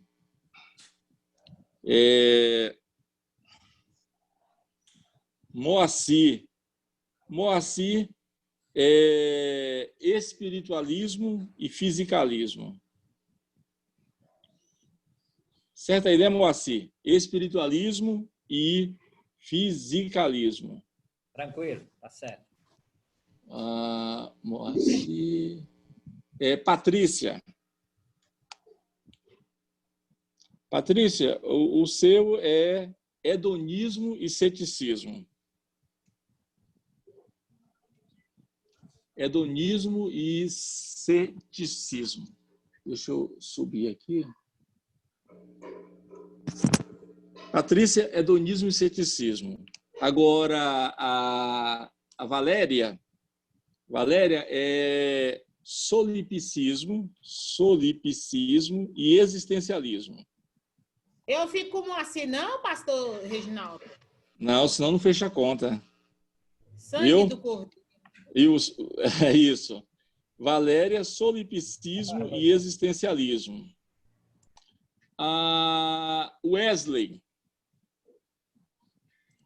Wesley é ecletismo e astrologia. Ecletismo e astrologia. E aí, o som de mar, né? Som de mar. Som de mar, ecumenismo e epicurismo. Som de mar, ecumenismo e epicurismo. Eu acho que vai alterando aqui. Deixa eu ver aqui. Pastora Luciene, rapaz, olha. Pastora Luciene. Só falta a pastora Luciene e a Gláucia, né? Esoterismo e teosofismo. O Luiz também. Não, qualquer coisa, a pastora Luciene fica com o meu. Pode ficar com o meu, pastora Lu, eu te dou. Opa, não. Não, ainda tem o esoterismo e o teosofimismo. Exato. Tem dois aqui, ó. Nós temos a pastora Luciene e a Gláucia para fechar, não é? Só isso? Pastor, eu proponho eu ajudar a Valéria, que ela pegou existencialismo. Então, isso. Então, Valéria, você fica com solipsismo e a professora Gláucia fica com existencialismo. Aí a pastora Luciene fica com o esoterismo. O pastor Luiz também, né, gente? Isso, E o mais difícil é para o pastor Luiz, por favor, que é o mais difícil, tem que ser para ele. Tá bom. Teosofismo, pastor Luiz, para fechar aqui a conta. Teosofismo. Pastor Luciene, esoterismo, e pastor Luiz, teosofismo. Pessoal, uma coisinha básica, uma dicasinha básica, procure saber onde surgiu seja seita, seja pensamento filosófico, onde surgiu cada um, surgiu com quem é o principal, se tem doutrina, quais são as principais doutrinas e onde isso está mais acentuado. Então, a origem, né? O fundador, a doutrina e onde esse tipo de seita ou filosofia está sendo aplicado. É no Brasil? É Goiás? Né? Enfim, é só na Ásia? É só na África? Então, o conceito básico, observe 4 aspectos: origem, fundador, doutrina e atualidade, viu? A apresentação vai ser de quantos minutos? Olha, pelo menos aí uns 3 minutos para cada seita. Então, para cada aluno, uma exposição aí sintetizada de 6 minutos, né? Mais ou menos. Fica bom, não fica? Dá para ver? Oi? A professora Glaucia já tem lá a matéria, já tem o livro, gente. Essa mulher não é conta dessa mestre, não, gente. Olha Pois isso aí. vai. Valéria, 6 minutos, viu? Hã? Oi, Valéria, estão te dando dica aí, Valéria. 6 minutos, tá, Valéria? Na hora que o Moacir fazer o seu, ele podia fazer o meu também. Aí, Valéria. Já que eu já tô aqui profetizando. Amor, estuda muito, viu? Que tem muito dever para você fazer. Muito bem. Pessoal... Hã? Pastor Luiz não está aqui na aula. Tá não, pastor Luiz matou a aula de hoje, ó. Pessoal, olha, nós discutimos vários assuntos hoje, né? Desde conceituar e estabelecer a diferença entre sã doutrina, seita, heresia e paganismo, acho que isso é importante. Alguns critérios, né, para conhecer uma seita, o critério sociológico, o critério psicológico, o critério missionário, o critério bíblico, enfim, isso são importantes. E depois a gente observou também os tipos de seitas, né? Aí no capítulo 7, tipo legalista, sacramentalista, revelatória, sacrificiais, místicas, racionais, naturais e ritualística. Ainda tem muitas questões a serem trabalhadas, né? Sem falar que quando chegar no capítulo 9, aí parte para o confronto, né? Conhecendo e refutando as seitas. Aí tem muitas, né? Tem muitas seitas aí no capítulo 9, onde fecha o conteúdo. Eu quero agradecer a professora Glaucia aí pela confiança, pelo convite. Dentro da nossa limitação nessa disciplina, não é uma disciplina que eu tenho ministrado, né? A última vez que eu ministrei deve ter aí, acho que uns 8 anos, pelo menos. Nunca mais eu ministrei essa disciplina. Então, dentro da nossa limitação, tivemos aí, podemos dar essa contribuição e é sempre bom estar com toda a turma aí do curso de formação e crescimento na fé, da fé e família. Gente, eu estava vendo aqui a logo de vocês, né? Que logo bonita, né? De bom gosto, né? O Fzinho lá é um F, né? Muito bem feito, viu? Então, fica aqui o meu apreço e o meu carinho a toda a turma. Obrigado, viu, professora Glaucia? Professora. Porque realmente atender a emergência, né, foi uma coisa inesperada. O pastor, ele já está super sem graça, pediu 1000 desculpas de todo o coração, tal, mas é impossível. Ele tem a atividade dele, não foi programado, né? Mas semana que vem ele vai estar com a gente, principalmente que nós ficamos em boas mãos. Você não deixou por menos a peteca cair, é isso aí, gente. Eu agradeço a todos vocês, estudantes, com essa generosidade, né, da gente ter essa flexibilidade. Muito obrigado. A Lívia está mandando um beijo para todos vocês aí, a Lívia, a professora Lívia, viu? Pastor Moacir, por favor, faz oração de encerramento. Antes do Moacir orar, eu preciso falar algo muito importante. O Wesley, meu filho, você não tem dinheiro para cortar cabelo, para fazer barba mais, não? Mas está de quarentena, meu filho, não é de monstrinho, não. Olha isso, barba. Menino, você está virando Moisés, é? Você tá levando o povo para a terra prometida? Valéria, fala a verdade, ficou mais bonito, não ficou só bonito, não, fala a verdade. Explicância da Valéria, que eu tinha reparado isso, eu acho que é muito mais bonito. Está super jovem, moderno. Tá mesmo. O César, gente, olha pra cara do César. Todo mundo vai lá e põe a foto do César. Gente, o César tá com a cara daqueles homens apaixonados, que tá namorando 24 horas. Sabe aquele homem assim que cheira, respira a Gláucia? O César tá com a cara de menino adolescente, que tá apaixonado assim, ó. que vive nas nuvens. Gláucia, Gláucia, vai devagar com o santo é de barro, minha filha. Carva aí. Muito bem. Quem vai fazer a oração, gente? Amém. É o Moacir, né? Pastor Moacir. Amém. Pastor Reginaldo, mais uma vez, muito obrigado, né? Por ter essa disponibilidade e muito nós temos aprendido nesse assunto, né? Nós somos gratos a Deus pela sua vida, né? Nós louvamos por ter contribuído para o nosso conhecimento, né? Então, vamos falar da verdade, que está começando uma mentiraiada danada aí, né? Então, vamos falar da verdade. Senhor Pai, nós te agradecemos, ó Pai, em nome de Jesus, por meio do Espírito Santo. Nós somos gratos aqui mais uma vez por estarmos reunidos em Teu nome, estudando a Tua palavra, Senhor. Obrigado por nos conceder esse momento, por nos conceder essa graça, Senhor, de estarmos, a cada dia que passa, mais experientes com a Tua palavra, Senhor. Amém. Dai-nos força para que possamos professar e testemunhar no dia a dia tudo aquilo que nós aprendemos. Abre as nossas mentes, Senhor. Dai-nos coragem, Senhor, para colocar em prática todo o aprendizado que nós temos tido nessas aulas, Senhor. Obrigado pela vida de cada um. Abençoa a semana de cada um, Senhor. Guarda a saúde física, emocional e espiritual.